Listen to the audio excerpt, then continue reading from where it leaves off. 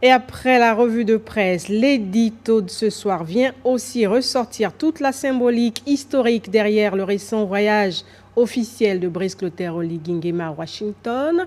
Make History, faire l'histoire, c'est le titre de l'édito de Martial Chibinda et de son équipe.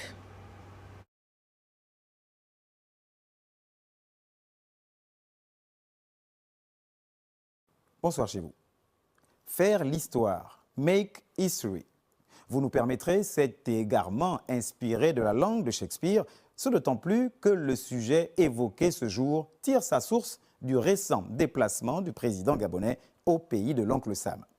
In fact, en effet, au-delà de toutes les analyses sur les plans politiques, diplomatiques, économiques, social ou même géostratégiques, quant aux enseignements à tirer du déplacement de Brice Clotaire Oligui Nguema à Washington sur invitation ciblée de Donald Trump, il nous paraît tout aussi opportun de relever la forte symbolique historique à bien des égards, donc sur plusieurs plans, de ce voyage officiel.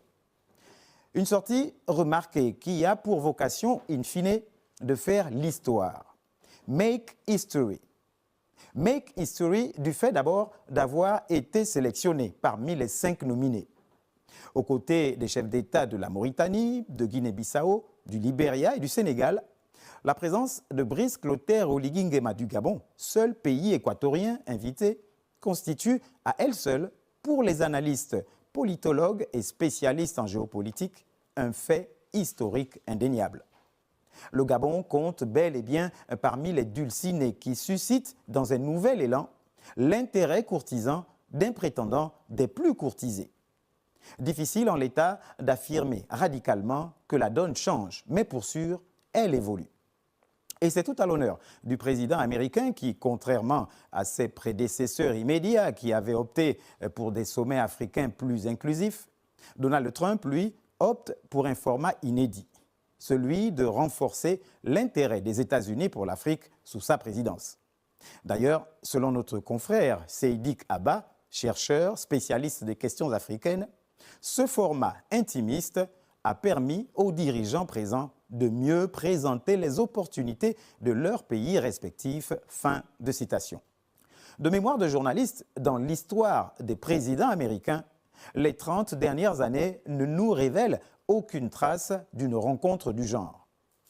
Make history, faire l'histoire, car l'histoire retiendra en plus les raisons qui auraient joué en faveur de la présence du Gabon dans le club des 5. En effet, si le nom Oligui Nguema retentit officiellement pour la première fois suite au coup de la libération du 30 août 2023, ce qui lui vaut aujourd'hui l'estime des plus grands, c'est sans nul doute l'organisation de la présidentielle du 12 avril dernier, qui a vu sa brillante élection, puis son investiture dans l'accalmie totale, sous le regard bien avisé de la communauté internationale. C'est donc un président gabonais fraîchement élu, dont l'invitation a un goût de reconnaissance suite à une élection, somme toute, historique. Make history, faire l'histoire enfin, et surtout, de par le contenu du discours du président gabonais face à son homologue américain. Plusieurs confrères, notamment de la presse occidentale, ont d'ailleurs salué la pugnacité de l'intervention de Brice Clotaire Oligui Nguema lors de sa prise de parole. L'ossature du discours, le choix des mots, mais surtout le rendu et la posture de l'homme.